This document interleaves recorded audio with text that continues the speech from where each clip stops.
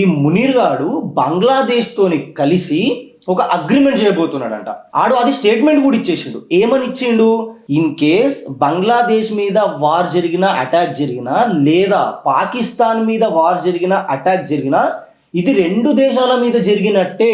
అయితే ఆ రెండు దేశాలు కలిసి ఏదైతే మన పైన అటాక్ చేస్తున్న దేశం ఉంటుందో దాని మీద ఇద్దరు కలిసి వార్ చేయాలని చెప్పేసి అగ్రిమెంట్ చేసుకుంటున్నట. ఈసారి మోడీ గారు ప్లీజ్ వీలైనంత సపోర్ట్, మనకి ఎన్ని కంట్రీస్ మనతో ఫ్రెండ్షిప్ ఉన్నాయి అన్ని కంట్రీస్ది సపోర్ట్ తీసుకొని ఈసారి సింధూర్ 2.0 కొడితే ఇటు రెండు దేశాలు బద్దలు భాషంగాలు అయిపోవాలా. కొడుకులకి కలల కూడా ఇండియా పేరు గుర్తొస్తే ఉచ్చ పడిపోవాలి వీళ్ళకి. అట్లాంటి వారిని మనం కూడా చూపించాలా.